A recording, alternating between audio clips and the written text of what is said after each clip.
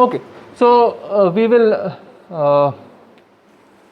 apply the pigeonhole principle in this type of problems, which is called as lattice point problems. Okay, I'm going to look at some lattice point problems. I'll tell you what this is.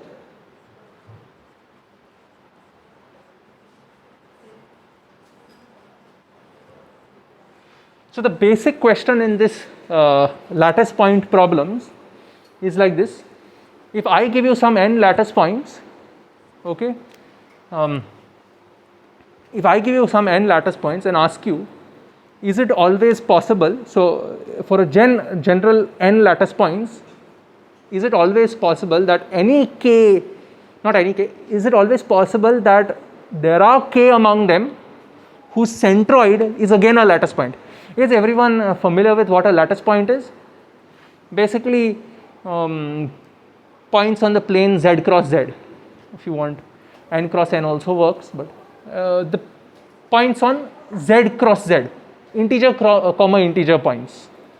Okay, on the R2 plane, the integer comma integer points, -1, 5, and not -2.5, 1. Okay, these kind of points is what we are going to call as lattice points. So the question basically is, I throw some random n lattice points on the z cross z plane. Are you sure that you can find k among them whose centroid will again be a lattice point? Okay, whose centroid will become a lattice point again? Okay, so that's the general question. So for what n and k can I do it? That's what we are going to try to, that's what we are trying to solve. Of course, we are not going to solve this entirely. We are looking at just a few cases. So the first one is, the simplest one is for 5. Okay, if I give you 5 lattice points, okay, can you be sure that there will be 3 among them whose centroid is a lattice point? What is the centroid of k points, k lattice points, or k points? What is the centroid of k points? How do you find the centroid? Add the coordinates, divide by k. Okay, you add each of them, you are going to take the arithmetic mean. Okay, arithmetic mean of each of the coordinates. Okay, that's the centroid. Okay, so that's clear that. So yeah, so suppose we have k equals, in the previous general idea which I told you, if we take k equals 3, what is the minimum number of points that I need to give you for you to be assured that you're always going to have 3 points among them whose centroid is again a lattice point? Obviously, we cannot have 2 points and from among 2 points you can't pull out 3 points, right? That's not going to be possible. If I give you any 3 points, is it possible to find, if I give you any random 3 points in the plane, will their centroid always be a lattice point? No. Can you give me an example of 3 points whose centroid is not a lattice point?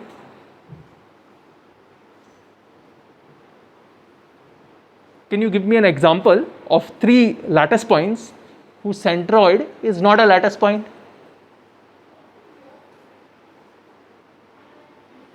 Zero comma 0, 0 comma 1, 1 comma 0, right? What will be its centroid? Right? It's even geometrically, even if you don't compute it, you should be this thing 0 comma 0, 1 comma 0, and 0 comma 1. What is the centroid of this? Yeah, it's going to be, I think, here, right? So 1 by root 3, 1 by 3 comma 1 by 3, which is not a lattice point. This is not a lattice point. These are not integers. So this is not going to work. If you give me any general 3 points, this is right, no? Sum of 3 first coordinates divided by 3, sum of 3 second coordinates divided by 3. Okay, so that's not going to work. If I give you 4, can you be sure that 3 among them is going to be a that you can find 3 among them whose centroid is a lattice point? If you say no, if you say yes, you should give me a proof. If you say no, then you have to give me an example for one which doesn't work. Yeah? Yeah, you just throw in the 1 comma 1 over there and that would work. Right? That will assure you that it doesn't work. For 4 points, you cannot be sure. Okay, if I throw in this, now you take any of these 3 points, centroid will never be a lattice point. Check here. If you take this, then it's the same, that 1 comma 3 comma 1. If you take this, you just it's going to be, it will fall inside here which has no lattice point. Okay, that's the way you can check any combination. It will not work because in fact this is a, what is it, the lattice point of any of these 3 is going to fall inside this this thing, which is not going to be a lattice point. Okay, anyway, so this is fine. What about 5? Can you give me 5 points such that 3 among them is not a lattice point? So such that, can you give me 5 points such that for any 3 points the centroid is not a lattice point? Yes, can you give me 5 points? Try and see.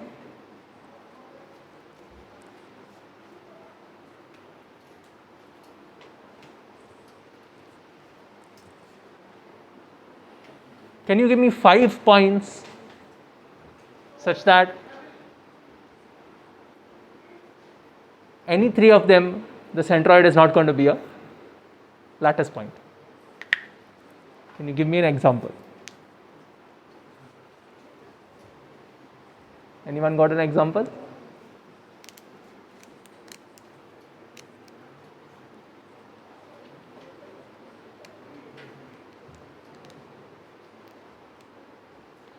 So let's ask ourselves, what is, yeah, tell me. Yeah, so what is the requirement that given 3 points, its centroid has to be a lattice point? The requirement would be that the sum of the 3, exactly, the sum of the 3 coordinates, the sum of the 3 first coordinates are going to be a multiple of 3, and the sum of the 3 second coordinates is also going to be a multiple of 3. Now we know that the remainders, the possible remainders, okay, it can only be 0, 1 and 2. Okay, and given any 3 points, its remainders will have to be either 0, 1 or 2. Now if you give me 3 points, there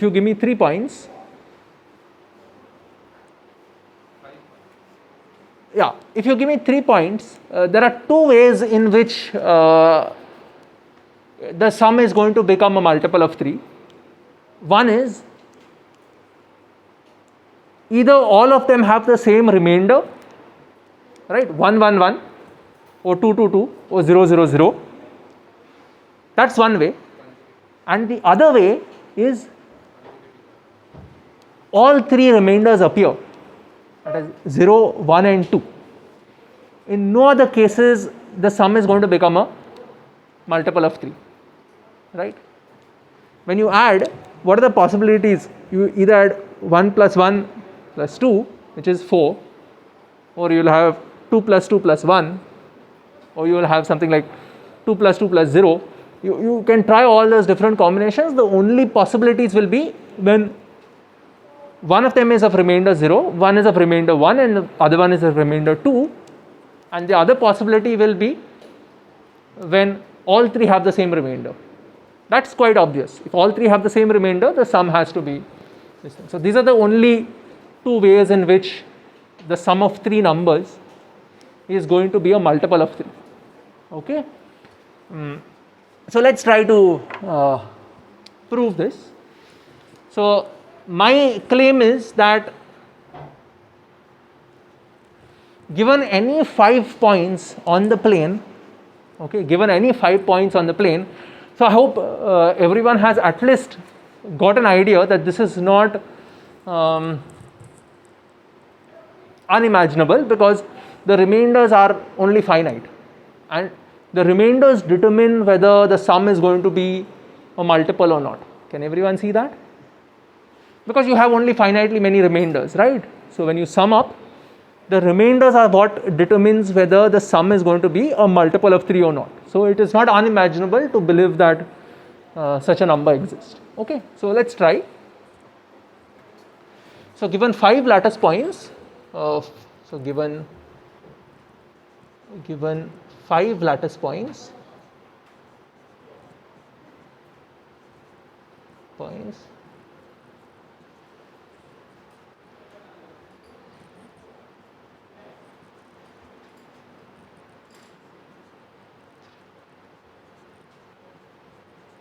okay, on the plane, I am looking at on the plane, so z cross z, these are all points in z cross z. In the plane, there exist 3 among them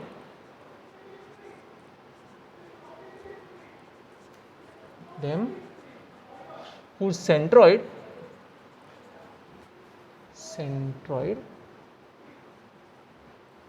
is a lattice point. So let's try to prove this.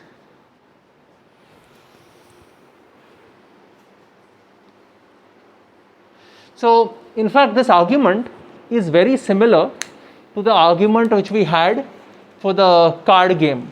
Everyone remembers the card game which we had done last time? So what was the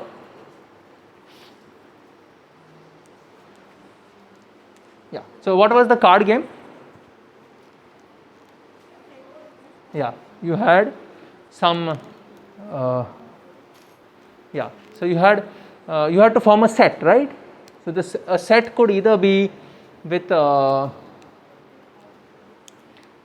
either all the same cards, or one cannon, one horse, and one cannon soldier, right? That was the one.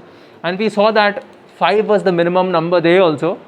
So this has a very similar idea to this. Okay, so let's have a look at how to approach this.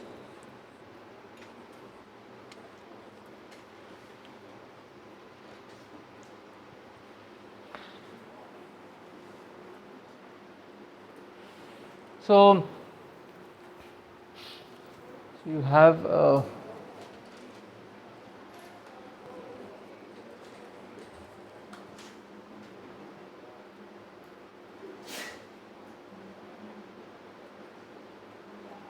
I think I have made a mistake here. This is not the correct this thing. You can give 5 whose centroid is, I'm sorry. What I'm looking for is 2 with mean. I'm sorry. See, 5 it is possible to get. 5 centroid you can get. You can in fact just give me 0, 0. I think this would work itself. Sorry, 0, 0, 1, 0. This is not the correct this thing. I made a mistake. 0, 1, and I think this itself would work. That is 2, 1. Yes, this itself is going to work. You take any of these 3 points, you're not going to get a centroid. What I'm looking for is actually midpoint. I made a mistake. So there exist 2 among them, and you can see 5 is the least here. Let us compute it later. Whose midpoint, let's just call it as it's a centroid only, midpoint. Okay, so let's first check that this is the minimum number. Let us check that nothing below it works. Okay, if you give me 2, it's not possible to work, right? If you give me 2, it will not work. 2 points.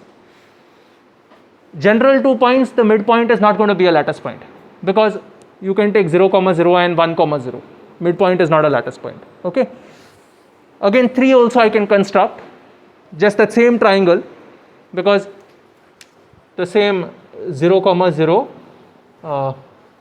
1, 0 and 0, 1. You can say midpoints of all of these, where they lie. This midpoint is going to be 0, 1.5. Sorry, 0, 0.5. This is going to be 0.5, 0, and this will be 0.5, 0.5. Not going to work. Okay. What about 4? Again, the same problem, right? Because it's going to lie on these segments, so it's not going to work. But 5 works. This is quite a simple argument, in fact. So the idea is like this. What you do is you let pi be equal to xi comma yi. Okay. So if I can pull out, so the idea will be like this. If I can pull out 3 among them, such that the sum of the y coordinates is a multiple of 3. If I can pull out 3 among these pi's, okay, such that the sum of the y coordinate is a multiple of 3, then among these 3, 2 of them definitely the sum of the, I don't want that, I'm sorry, I'm making a mess again. So if I can pull out 3 of them, 3 of the y coordinates, so which are either both even or odd,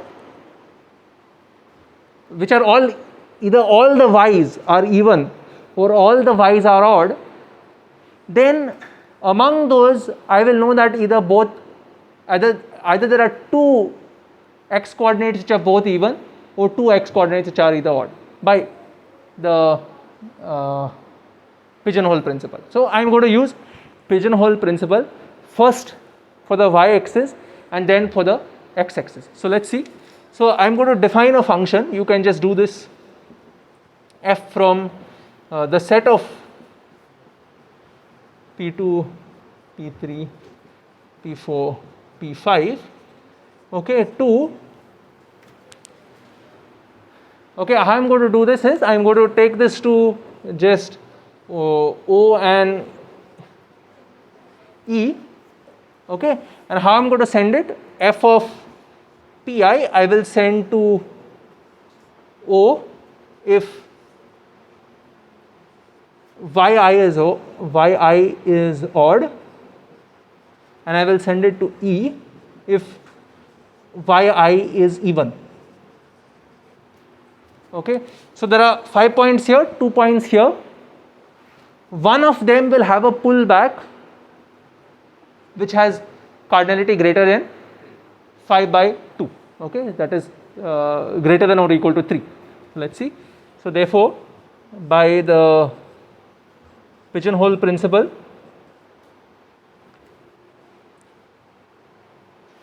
let me say there exists S in 0, E such that mod of f inverse of S is greater than or equal to 5/2, which is 2.5, but as an integer strictly greater than 2.5, so it has to be f inverse of S should be greater than or equal to 3, right? It's an integer greater than or equal to 2.5, so it has to be greater than or equal to 3.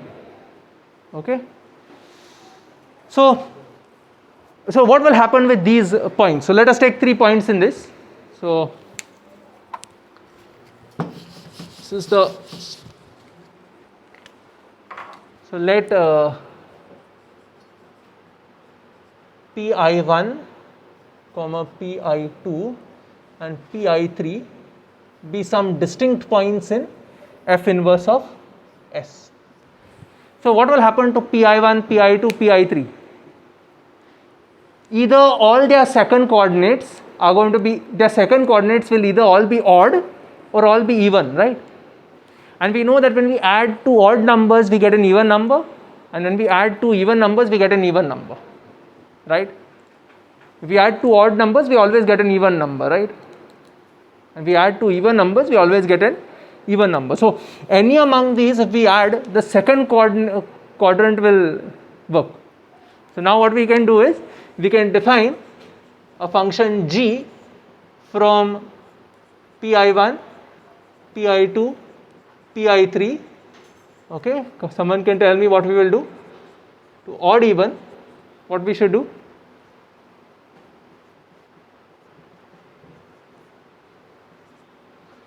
When we'll take it to O and E?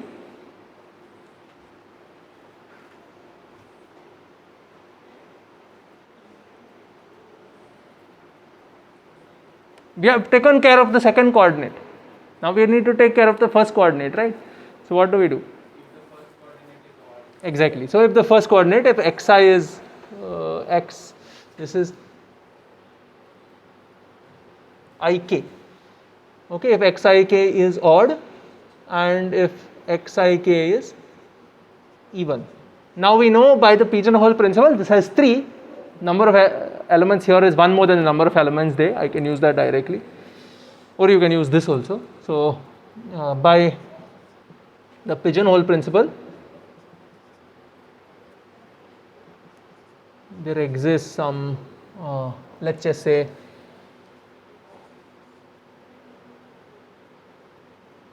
I don't know what else to use. Let me just write this as a1 comma b1 and a2 comma b2 in, there exists some t in 0 comma e such that, sorry,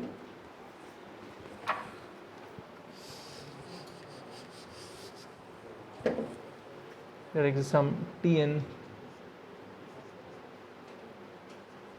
O comma E such that G inverse of t is greater than or equal to 2.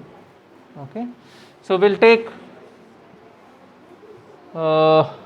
we could just say A comma B and C comma D in G inverse of t. Okay, let these be distinct points.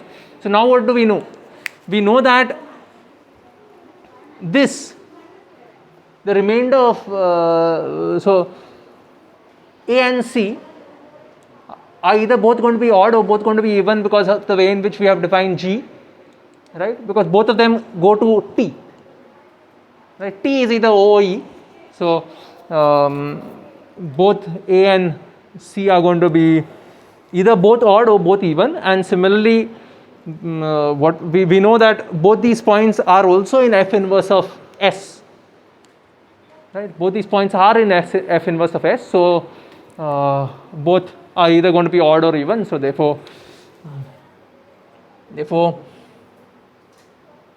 A plus A and C are of the same parity and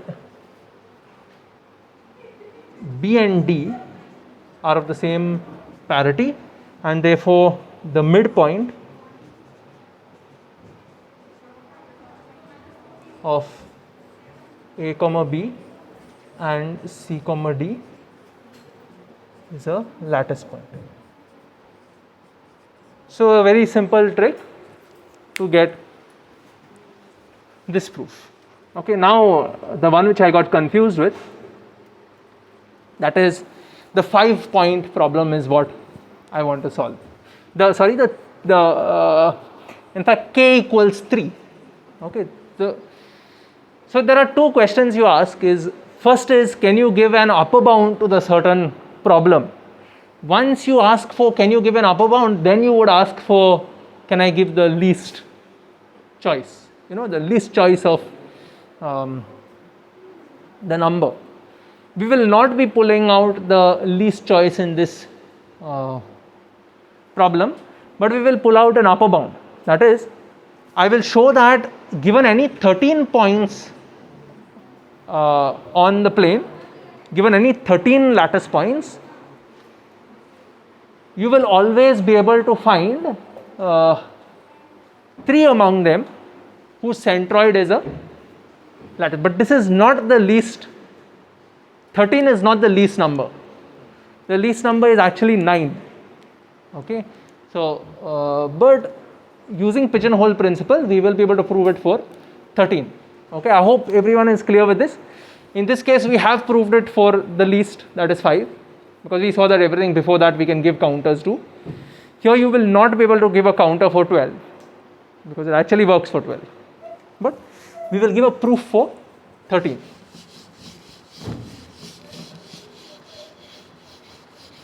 So let us see the technique. The technique is interesting.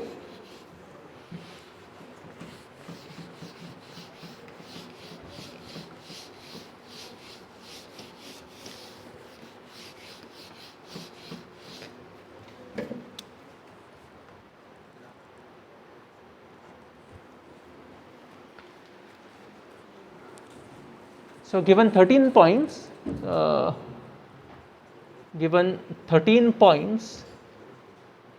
Pi, I'm just writing like this, I equals 1, 2 up to 13. Okay, that is P1 on the 13 lattice points.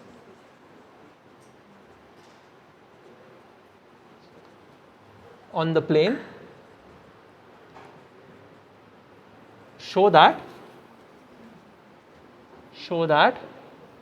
there exist 3 among them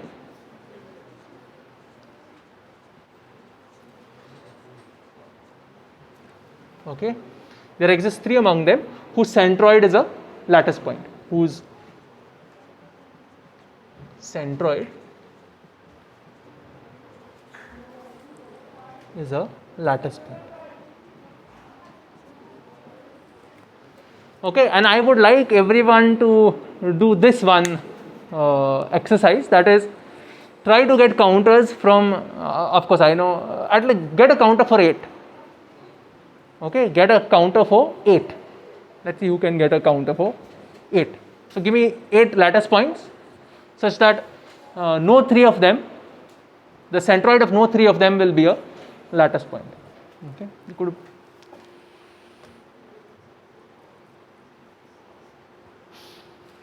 So let's see. So one idea should be clear here, that is, the centroid of 3 points is going to be a lattice point if and only if the sum of the coordinates is a multiple of 3. Okay, if and only if the sum of the coordinates is a multiple of 3. That's something which should be clear from the previous exercise.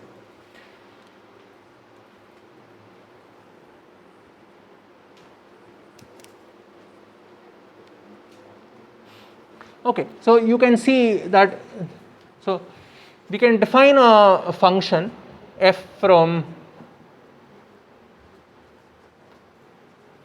by simply using the first, okay, from the points to the remainders of 3. What are the remainders of 3? 0, 1 and 2. Okay. So we can define up to the remainders of t, which take f of pi to the remainder of let me call pi as xi comma yi. Okay. So the remainder of yi when divided by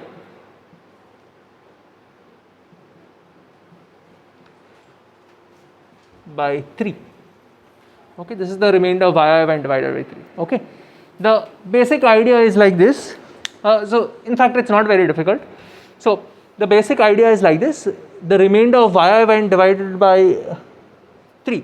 So if I can see that all the third coordinates have the same remainder, right, of whatever points I am going to pull out from the inverse. If I have a set where all third coordinates, all second coordinates have the same remainder, then I know that the sum of any 3 of them will always be a multiple of 3. Right? If the remainders are all the same, then the sum of the of any 3 is always going to be a multiple of 3, right? For r plus r is 3r, right? So that's always going to be multiple of 3. So that's something that we can see here. So here that's what I'm using this function for. So by the pigeonhole principle, you will be able to find some t in this, which is the remainder of such that the cardinality of f inverse of t is greater than or equal to, what is it? 13 by 3. 13 by 3 is 4 point something, right? Right. 12 by 3 is 4, so that is definitely strictly greater than 4, right? And it's an integer strictly greater than 4, so it should be at least 5. Okay, so therefore cardinality of f inverse of t should be greater than or equal to 5. So I know that there are at least 5 points in this. Okay, so now we can get it. So let pi1, pi2, pi3, pi4, pi5 be 5 distinct points. I know that there are at least 5 distinct points in that. Distinct points in f inverse of t. Now what is special about this? All of their second coordinates will have remainder t when divided by 3, right? All of their second coordinates will have remainder t when divided by 3. All will have t. So if I take any 3 of them and add their second coordinates, it has to be a multiple of 3, right? It has to be a multiple of 3. Modulo arithmetic will tell you that. So now you look at their first coordinates, right? You look at their first coordinates, and in fact it is very similar to the game. Okay, it is very similar to the card game, because you will either be able to pull out, just like the card game, you will either be able to say, so among these, either you will have all of them. So look at the first coordinates, right? If all possible remainders occur in the first coordinates, that is 0, 1 and 2, then you take these 3 points. If all possible remainders appear, 0 appears, say 0 is there on the first coordinate of this, 1 is on the first coordinate of this, and 2 is on the first coordinate of this, take these 3 points. Why? Because now if you add them up, what will be the remainder? 0. If you take a number with remainder 0, another number with remainder 1, another number with remainder 2, and add it up, you are going to get remainder 0. Okay, modular arithmetic. So if all 3 remainders appear, we can solve this problem. If all 3 remainders don't appear, that means only 2 remainders have to appear.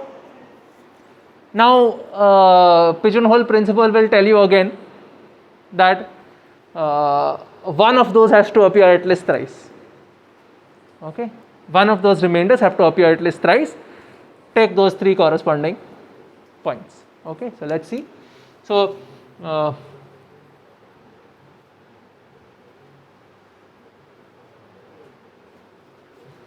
what I can.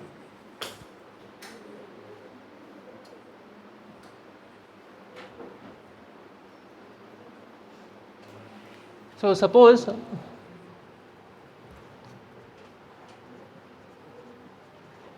the remainders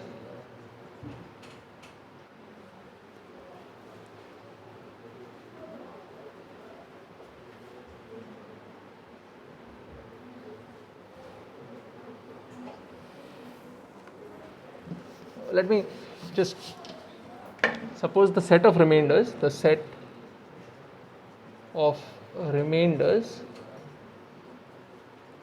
of, let's call this as xi1. xi1 is the first coordinate of this, right? That's the notation used. So xi1 xi2, xi3, we know that the set of remainders has to be a subset of 0, 1, 2, right? So suppose the set of remainders of this is, if it is exactly this, that means one has remainder 1, the other one has remainder 2, and the other one has remainder 0, one has remainder 1, and another one has remainder 2, then we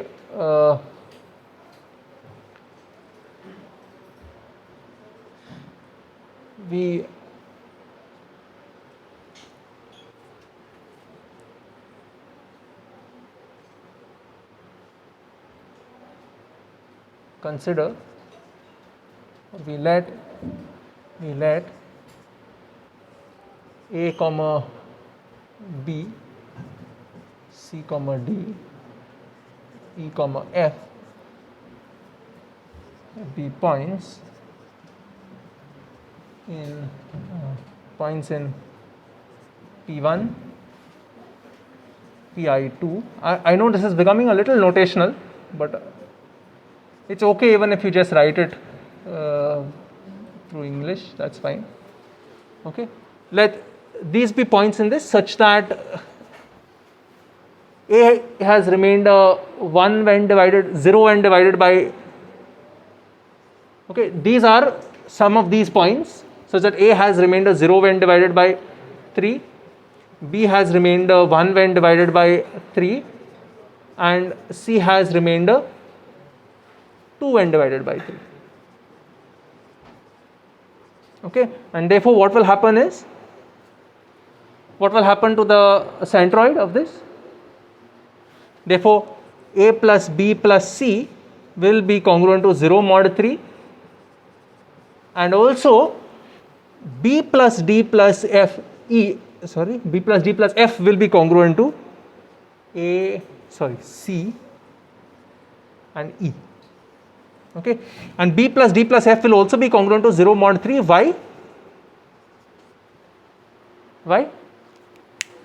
Because all points in this, the second quadrant, the second coordinates of all points of this have the same remainder, right? So in particular all these have the same remainder, so this will actually be what is it, 3 times t, the remainder is t there, so it will be 3 times t, which is actually 0. Okay, 3, so that's fine. So therefore the centroid of AB, CD and EF is a lattice point.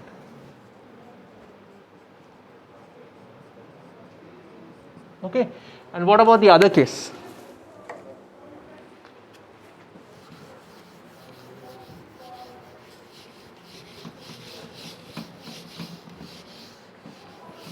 So what happens if the set of remainders of, so I can take this as case 1. What happens if the set of remainders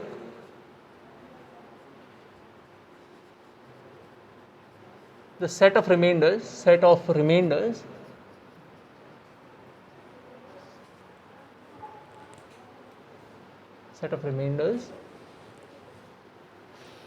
of course if the set of remainders is a set is a singleton set, there is nothing to prove, you can take any 3 of them and it will work. Okay, so suppose the set of remainders of this xi1, xi2, xi3, xi4, xi5 is has 2 elements in it, has 2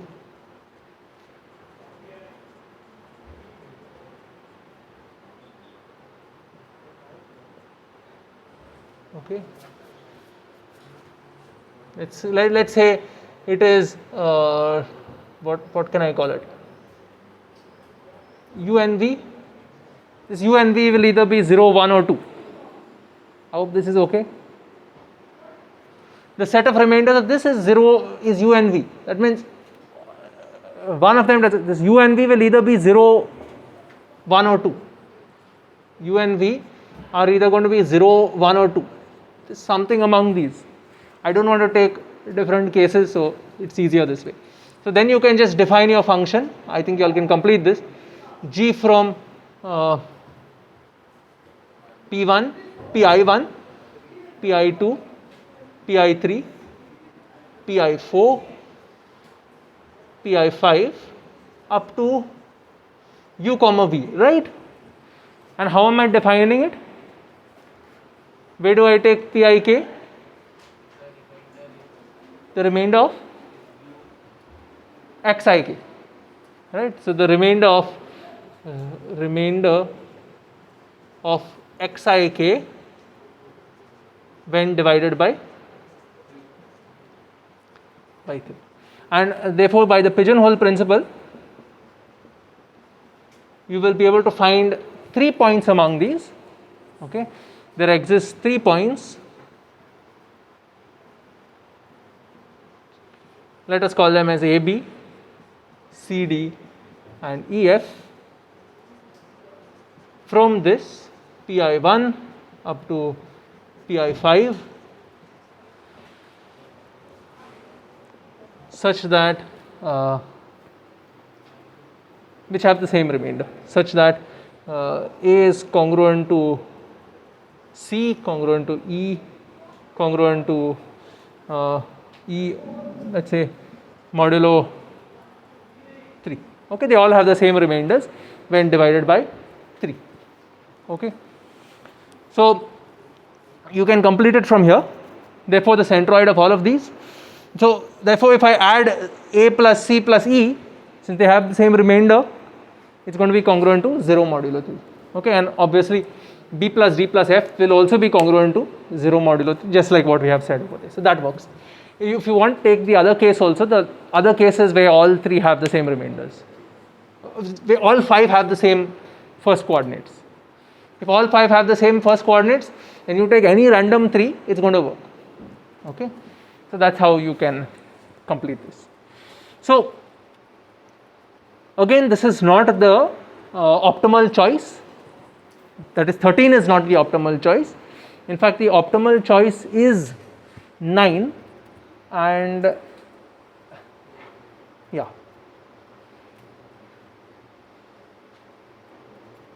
I think 9 is the optimal choice. I am not sure whether 9 is also.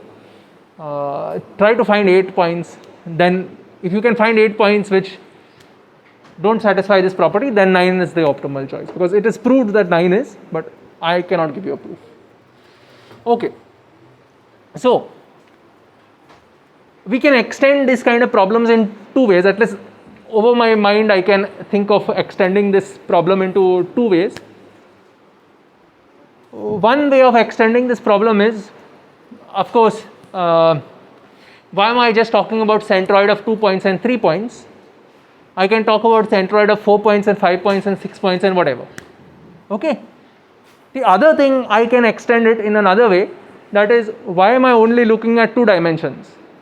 I could look at 3 dimensions, 4 dimensions, and so on. So that's another way of extending. So these are the 2 ways of extending. So because of this, we can define a small notation to help us out. Let's see.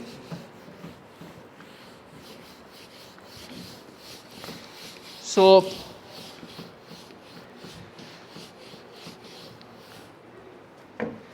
of course, the existence of this is not difficult to prove, which we will prove, but we will define the notation. That is, I'm going to call it as n, k comma d. This notation will be used only in this section and nowhere else in the course, so you need not remember it, which is the minimum of all n. Okay, just tell me if it is clear. The minimum of all n in n, such that given any n lattice points, you can always find k among them, okay, whose centroid is a lattice point. Okay, so given n lattice points, see, we know that if an n works, If some n works, n plus 1 and n plus 2 and n plus 3 will also have to work, right? If I am looking for centroid of 3 points, I know that it works for 5 points, right? Given any 5 points, I know that there is always 3 points whose centroid is. It will definitely work for 6 points. If something works for a smaller one, it also works for something bigger than that. That's not difficult to see. But I want to see the smallest one, which this principle always works. That is, given any n lattice points, there exist k points, there exists k lattice points. From them,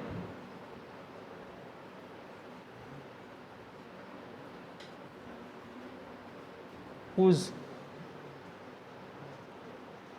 centroid is a lattice point.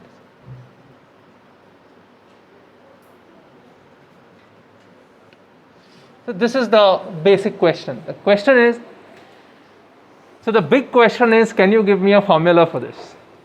Okay, that's the big question. So there is no formula for it for now, till now. So you don't need to get tense that I'll prove this. So that's the first one. So there is no formula for this for now. Nobody has proved anything so general in this case. Okay. The second question is, if there is no formula, then can you at least give me some upper bounds and lower bounds? Okay. Can you give me upper bounds and lower bounds for such NKDs? Okay.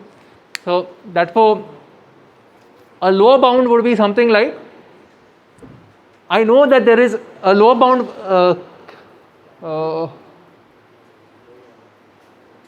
yeah. So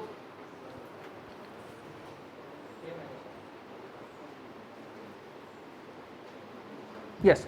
So lower bound would basically be, I know I can find, so T would be a lower bound if you can tell me, I know I can give you T points such that this principle does not hold. Right. So that's the thing. So but K minus 1 would definitely be a lower bound, but then you want something better than K minus 1. That is also too easy, right? So we will give one better than that. Okay. And can you give an upper bound? What would be an upper bound? Which one? So an upper bound would be, if you give me, so S would be an upper bound. If when you give me S lattice points, for sure I can find K among them such that this principle holds. Okay. And of course, Archimedean principle tells us that there will be a minimum. If I have an upper bound, this is that has to be a natural number. So if I can give you an upper bound, the existence of this is quite clear. So let's try to, this thing, as he said, K minus 1 is a lower bound. Nobody can argue with that, because if you give me K minus 1 points, obviously you cannot give me K points among them whose centroid is a lattice point, right? So that's fine. But then that's not that nice. So can you give me something bigger than that? And what about upper bound? Can anyone think of an upper bound? Using the similar kind of principles that we have used, can anyone think of an upper bound? I think one upper bound should be quite, using the similar type of principles which we have done, can anyone think of an upper bound?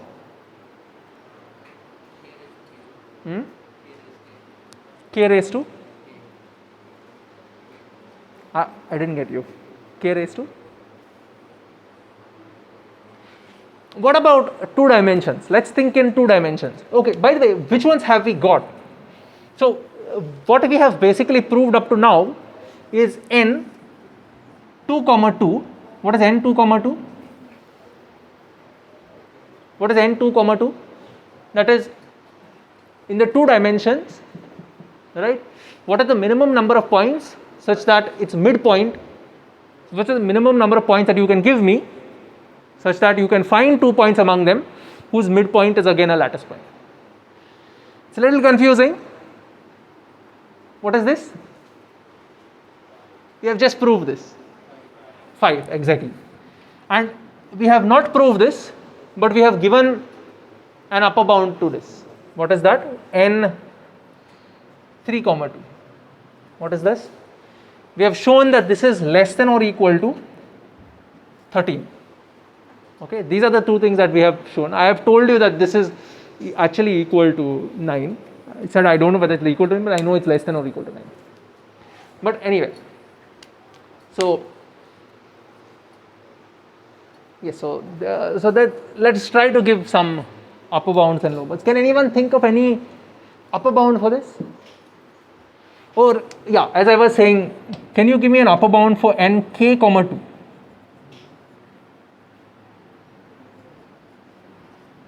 Can anyone think of an upper bound for nk comma 2?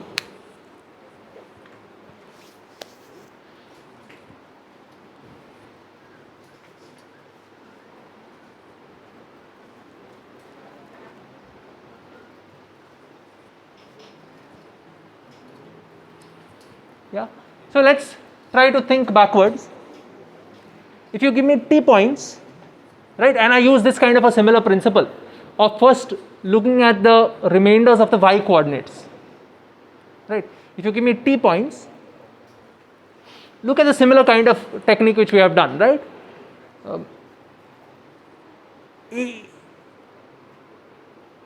I know that they will be, if I start with t points, then I know I can find what is it?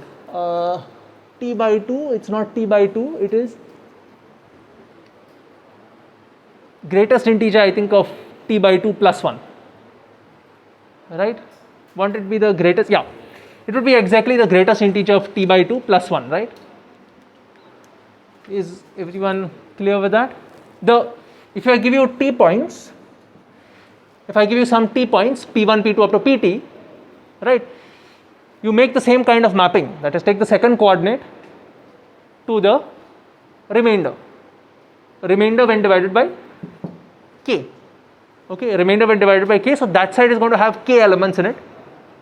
So I know that the pullback, I know that there will be one pullback which has at least not t by 2, it was t by k, right, it would be strictly greater than t by k. Strictly greater than t by k means greatest integer of t by k plus 1, right. That's something I can be assured of.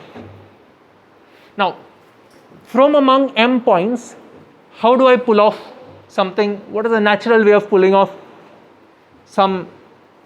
So take that to be m, okay, that greatest integer of t by k. I know I can get here. How to get here? We'll then work it reverse. Greatest integer of t by k plus 1. Now, I want to say that there are some, I'm going to take this to be m.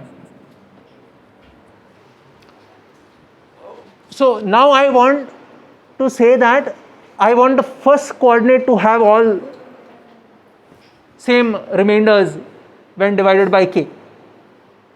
How much is sufficient?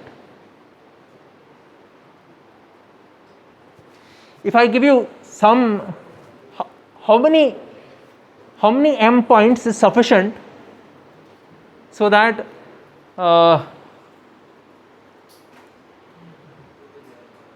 yeah, the remainders, so that I can say that I can get k among them whose remainders are all the same.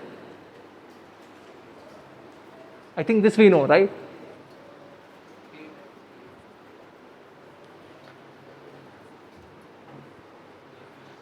Yeah? K times? Number of remainders is k. The number of remainders will be k, right? So,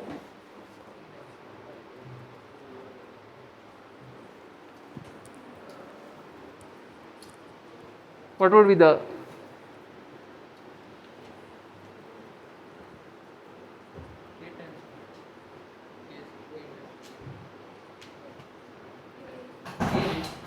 k times k raised to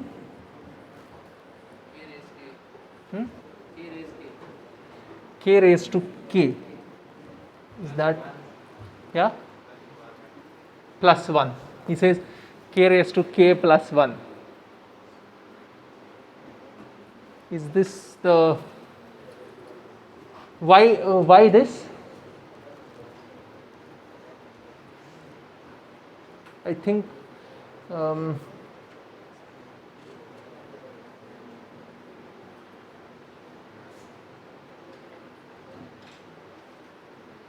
might be slightly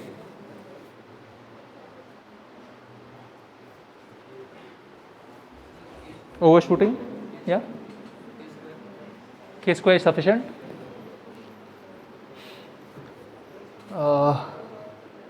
K square. Yeah, tell me. We need to.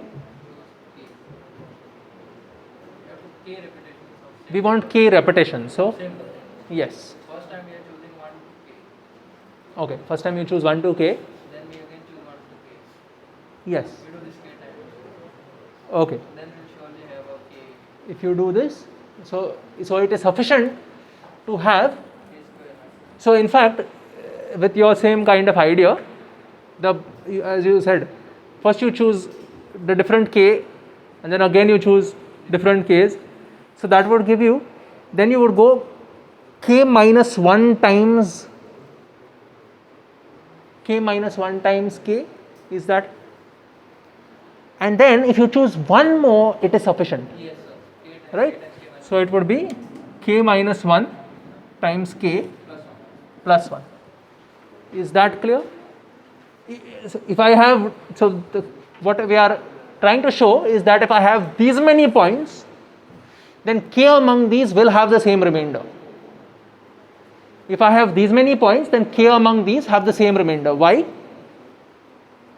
If this is the domain, right, and the codomain has k points in it, right? So what is, I can be assured of a pullback of how many points? K minus 1 by k, right? I can be assured of a pullback of this many, which is k minus 1 plus 1 by k, which is strictly greater than k minus 1. If it's strictly greater than k minus 1, that means you have k. That's the argument. So yeah, so this m should be k minus 1, this m choice should be k minus 1 times k plus 1. So the question is, what should be t in that case? So that's, at least up to here, this is what we can think of.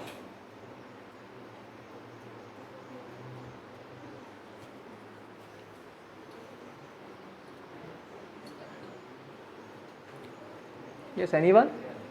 So if I have, you can see here, so if I have k minus 1 times k plus 1 equals t by k plus 1, then what happens here is k minus 1 times k should be equal to the greatest integer of t by k, right? And that would be, this would work if t is what? This happens if and only if this happens, right? But this happens if t is what? Definitely this will happen if t is k minus 1 times k square. Right? Substitute and check. If you put t equals k minus 1 times k square, then this greatest integer would be k minus 1 times k, right? So this would be an upper bound. No? If you take t to be k minus 1 times k square, substitute it here, what do you get? We can have k also. Hmm? We can have k We can have? also. K minus 1. I didn't get you. We can have a number less than k there. Still You can have a number less than k way. You're saying I can get a better approximation. we can have, if suppose k is 5, we can have k minus 1 times k square plus 4 also doing the same thing. You're saying t equals k minus 1 times k square, k minus plus k square plus k minus 1 will also yield the same thing. are you saying k square plus No, sir. what is the value of t you are looking for? I'm saying is t can be k into k minus 1. K minus 1 times k square plus k minus 1. But you're then reducing the estimation. We want as small as you can get, right? Now this Okay. can also hold. I mean, anything bigger than this will hold. So that will not be. Is that okay? Anything bigger than this will hold. For any t, see, what I have done is, if you take t as k minus 1 times k square, then the previous argument will tell you that there will be m among them, which is now your m is going to be k minus 1 times what? K. Your m is going to be k minus 1 times k, the pullback of the, by mapping the points to the remainders of the second coordinate, right? If you look at that pullback, you will have at least k minus 1 times k in that, and among them you take and map to the remainders of the first coordinate. Okay, you will get at least a pullback of exactly what we have done. I think k, that's what, strictly greater than k minus 1. So that would prove it. So that would give us at least an upper bound in the two-dimensional case. You can actually generalize this idea to give a upper bound in the d-dimensional case. Okay, so let's look for a nice lower bound of this and a nice and some upper bound. Okay, I won't call this as a nice upper bound because we'll see how nice it is, at least in the cases which we have proved.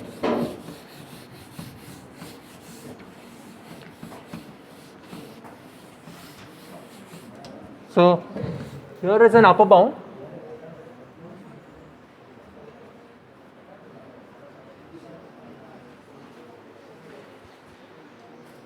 So NKD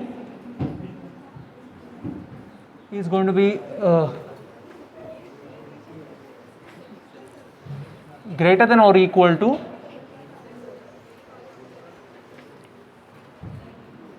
k minus 1 times 2 raised to d minus 1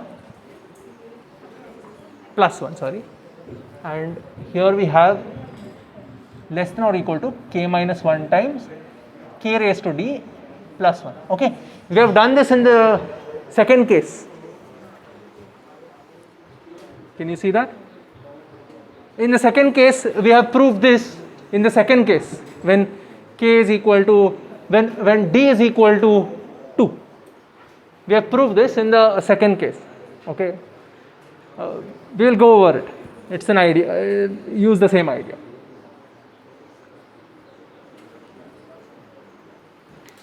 So let's first do this. That's the easy part. So for this, I need to give you an example such that no k points work. I need to give you an example of some set in z raised to d such that the centroid of no k points is a lattice point. Okay, so let's see how we do that. It's a simple technique, in fact. It's not very difficult. It's quite a simple technique. The technique is basically like this. It is, I'm going to just write down the remainders.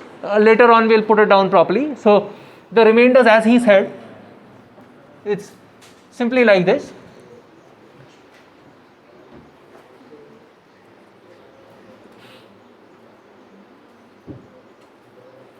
So I am going to look for the remainders when divided by k to be just zeros and ones.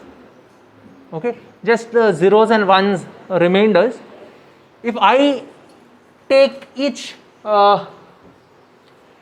choice So I'm going to look for things like this. See, if I know that this, each of these sequences, that is a D sequence, okay, this has zeros and ones in it, okay, this is simply zeros and ones, okay. If I repeat this sequence, these are the remainders, okay, I'll tell you what exactly is happening here. If I repeat this D minus 1 times, if I repeat this, not D minus 1, K minus 1 times, there is absolutely no problem, right? Because if these add up, see, if I know I'm repeating these exactly K minus 1 times, then I know nothing can, because they cannot add up to give me K's in each coordinate, right? At most they are going to give me K minus 1. So it cannot give you a multiple of K, right? Adding ones to itself K minus 1 times in any coordinate, it's not going to repeat. So don't allow this to go, each of these. So how many of such sequences are there? These are in the D, this thing, how many such sequences are there? Zeros and ones, different zeros and ones, how many such?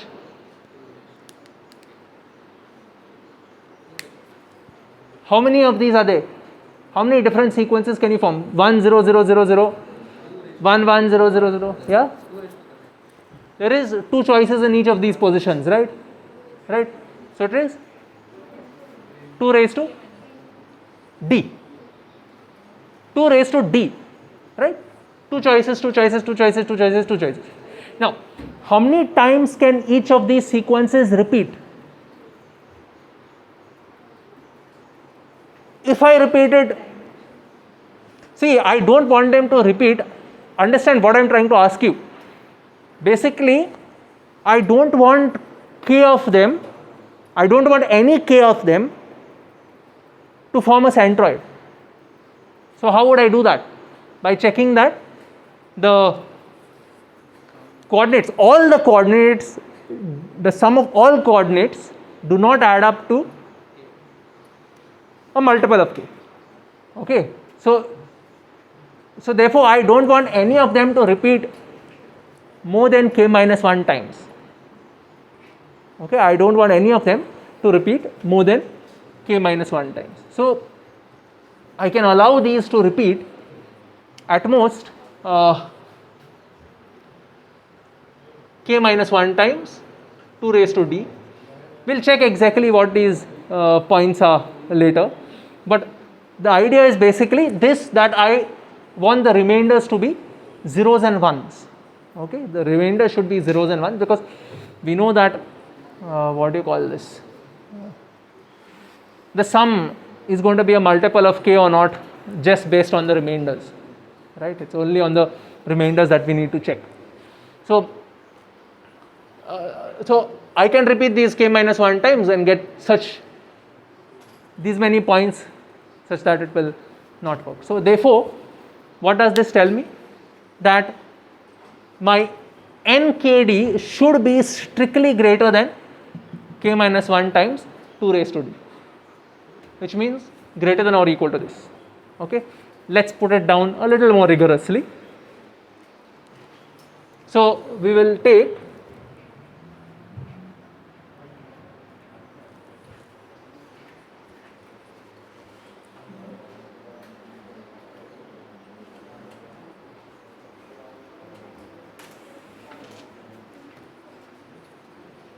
so I need to provide this set, right? So let S prime be the set. Watch how I'm going to give you the different points. As I said, exactly like what we have done. One is S1 plus T times K, S2 plus T times K, S up to SD plus T times K. Okay, and what I don't want, I want, so my SIs are going to either be 0 and 1. See, can you see, these SIs are going to be the remainders. If they are less than K, they are going to be the remainders of this thing, right? I'm not going to work with any remainders beyond 1 and 0. convenience. I want a lower bound. This is one good technique I can use. Okay, you could look for other things, but it might become complicated. So 0 and 1, and I will allow t to be, this is fine, this is quite natural, 0, 1, because as I said, see, notice for each t, I can then repeat, I want to repeat, for each of them, I want to repeat them k minus 1 times, right? So I will take this to be 0 up to what? K minus 2. If I take k minus 1, then I will get k points. Okay, it doesn't matter, you can just take any, in fact you can take any k minus 1 distinct t's, it will work. Okay, so can you see what I have done here is, if you fix a t, how many of these are going to be there by varying the SIs? 2 raised to d, right? So for each t there are 2 raised to d such points, and there are t of them, so it's not t of them, k minus 1 of them, so k minus 1 times 2 raised to d. Is this clear? Number of points in S prime? No? Okay. How many points are there in S prime is we are asking. Okay. If you fix a t, t varies from way to way, 0 to k minus 1. So there are exactly how many t's? K minus 1. Okay, I said k minus 1, I think k minus 2, 0 to k minus 2. So there are k minus 1 t's. For each fixed t, how many such points are there? SI takes exactly 0 and 1. So here S1 can either be 0 and 1, S2 can be 0 or 1, SD can be 0 or 1. So exactly 2 raised to d. For a fixed t, there are, so for t equals 0, there are 2 raised to d. T equals 1, there are 2 raised to d. Up to t raised to 2, t equals k minus 2, there are t raised to d. Add all of that up, what do you get? 2 raised to d plus 2 raised to d plus 2 raised to d. K minus 1 times gives you k minus 1 times 2 raised to d. Okay, so that tells me that this is a simple counting fact, that the cardinality of this is going to be exactly k minus 1 times 2 raised to d. I am sure all of you all can prove that these are all distinct, that's quite obvious. So this is, the next question is, we need to see that no k of these points are going to give you a, the centroid of no k of these points are going to be a lattice point. Okay, and why is that? Because if you look at k points, okay, see, these are going to be the remainders. That's something which you have to fix in your mind. These are going to be the remainders. Okay, so if you give me any k points, okay, there has to be at least, it is not possible that all these points have the same remainders on all the, because for a fixed t, see, where will you get the same, I'm not saying for a fixed t, yeah, look at the SI values for each of those, no, look at the SI values, that gives me the remainders. Okay, so if you give me k of them, okay, so you fix the values of S2, S3 up to SD. Okay, that's a nice way of looking at it. Fix the values of S1, S2 up to SD. The SI values you fix, right? If you fix the values of SIs, how many different points are there? K minus 1, right?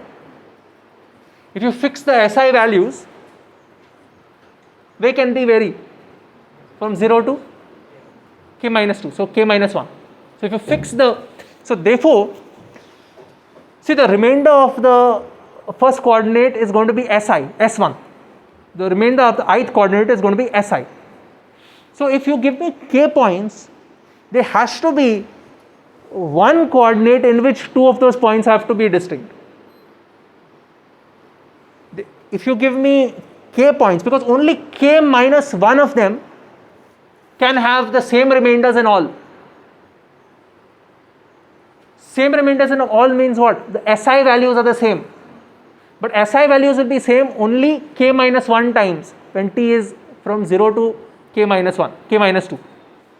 So if you give me k points, at least 2 of those k points will have one coordinate with distinct this thing. The moment that is there, what happens? These are only zeros and ones, right? These are only zeros. It cannot add to, it has to add to, because it has to add to something. See, it cannot add to 0 because all of them are not 0, because 2 of them are distinct. So one is 0 and the other one is 1. So it cannot add to 0. Also it cannot add to k because one of them is 0. Okay. So that's the basic idea. So that will tell you that the centroid, that no k points can have centroid which is a lattice point. So I hope that idea is clear. So therefore, okay, the lattice points, I hope this is okay. You can come and ask me later again if it's a problem. Lattice points of no k points in S prime is the lattice point, the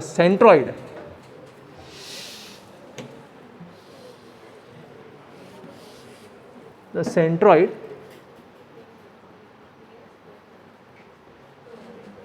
of no k points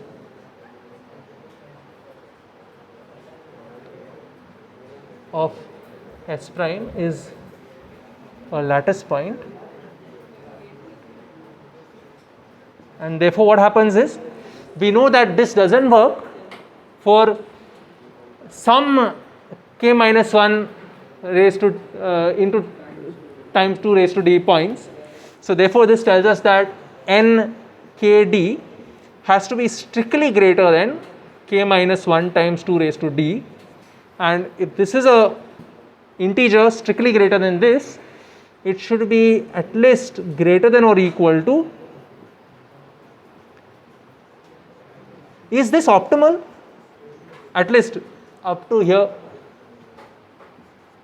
What is this value? What is this value when d equals 2 and k equals 2?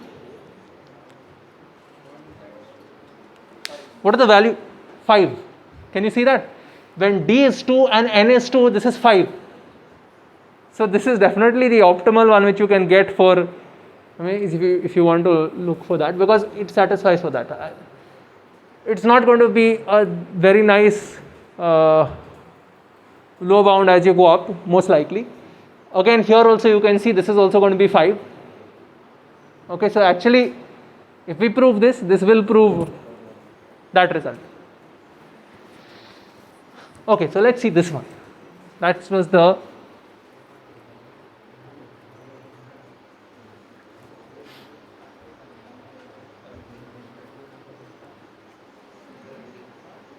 so I think there is a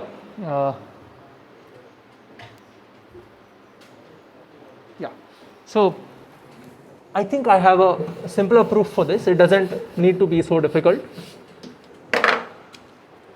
So let S be some subset of ZD such that this is what we want, right? We need to take any subset of ZD with cardinality what? K minus 1 times k raised to d plus 1. Okay, take any subset of ZD with cardinality this, and I need to show that k of these points have a centroid which is a lattice point. Okay, I need to show that k of these points have a centroid which is a lattice point. So define the function f from very easy proof, s to t, which is going to be the remainders in the coordinates. That's what we are going to do. Okay, s to t,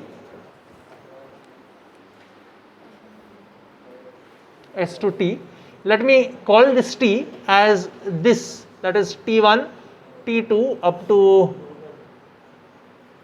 td, such that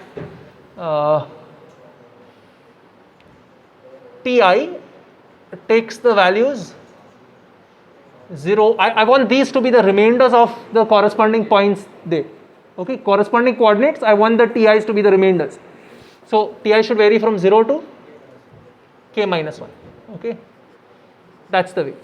And what I'm going to define this, f of any, yeah. So let's say f of any x1 comma x2 up to xd, what we will take this to? We will take this to exactly t1, t2 up to td if, okay, how I am taking it? I am taking x1 to its remainder when divided by k, x2 to its remainder when divided by k, xd to its remainder when divided by k. So that is if xd, xi is congruent to ti modulo k. Take it to its remainder. Each of the coordinates you take to its remainder. Simple. Okay. How many points are here? How many points are here? Yes. How many? Come on. How many points are here? Ti has a. How many choices are there for the first coordinate? K. Each of them has k choices, so you have exactly k raised to d points here, right?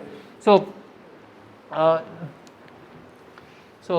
notice that the cardinality of t is k raised to d. So therefore, by your pigeonhole principle, what we have, you will have some. I hope everyone has got this. I'm going to get 1 point in the image, 1 point in the codomain whose pre-image has more than. So there exists some t1, t2 up to td in t such that the pullback of this, the cardinality of the pullback of this is how much? What can we say? Greater than or equal to? What is this greater than or equal to? Number of elements in the domain. How much is that? Okay. K minus 1 times k raised to d plus 1 divided by k raised to d. What is this? K minus 1 plus 1 by k raised to d, which is strictly greater than k minus 1, right? That's it, that's the proof. And therefore, this is an integer strictly greater than k minus 1. So it has to be greater than or equal to k. So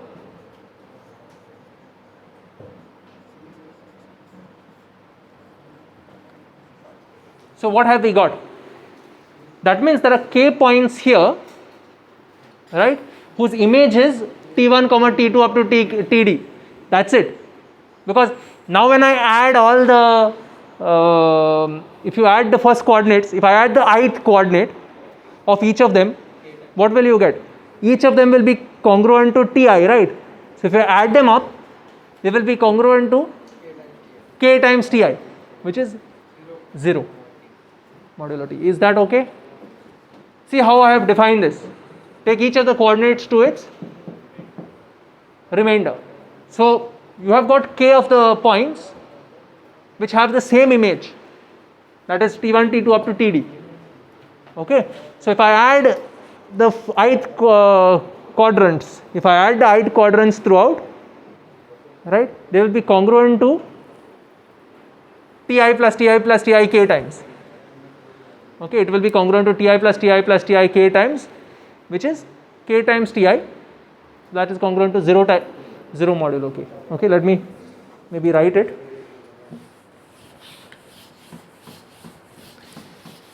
Problem is, if you write, it gets a little too notational.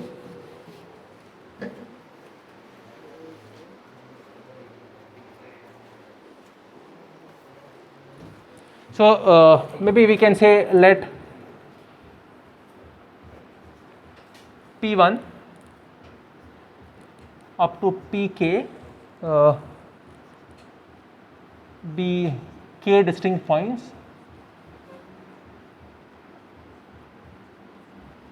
in F inverse of T1 up to Td. Okay, we will denote Pi by what notation can we use? Maybe x, because we have to put an I here, right? So we also need to index the position. So xi1, xi2, some notation up to xid, right? Is this okay? This is the coordinates of this thing. Okay, I need to show that the centroid of this is a lattice point. Therefore, I need to show that when you add up any of the jth coordinates, you get a multiple of k. Okay, so let's see. So for any j equal to 1, 2 up to d, what happens? What happens to x1j? That's the jth coordinate of P1. This will be congruent to what? Modulo k, this will be congruent to what? What is its F image? T1, T2, Td, right?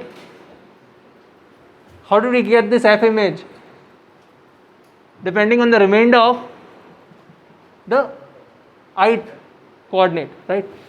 In fact, what I should do here is change this from this notation, just because I don't want to spoil the notation later. That would make more sense, right? Anyway, so this would be congruent to what? Ti, right? So this would be congruent to Ti. In fact, I should have also kept this with the raised notation. Anyway, so for each j, this is going to happen. So therefore, if I sum up all of these j going from 1 to k, this will be x1j, sorry, this is xij. For each j,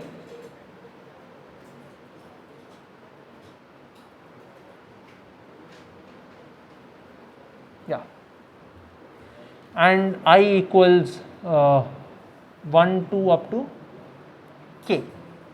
Okay, so xij, the sum of all of these. So from the first to the thing, I'm adding the jth coordinates throughout. This will be congruent to, because each of them is congruent to Ti. So add, you will get k times Ti, right? Modulo, not modulo j, modulo k, which is k times Ti has to be congruent to 0 modulo k, right? So this is congruent to 0 modulo k. That proves it. The sum of the jth coordinates, the sum of the jth quadrants, is this okay? This is nothing but the sum of the jth quadrants. Okay, j1 plus xj2 up to xjk. See, each of them is going to be congruent to Ti. So when you add it, it will be congruent to k times Ti, which is 0. That's exactly the way we have chosen it. That's the image, right? That's the way it is. So this gives us an upper bound and a lower bound for our nkd. Okay, and if you want a corollary to this, you can prove that n22 is 5, because from the theorem n22 is greater than or equal to 5 and less than or equal to 5, hence it's equal to 5. Correct? From the theorem we have seen, right? Just from the theorem we saw that when you put d equals 2 and k equals 2, you get 5 on both sides. So n22 is 5. Okay, that you can prove. what happens to the, just for the sake of it, what happens when your k is 3 and d is 2? What do we get as left and right? Can anyone see?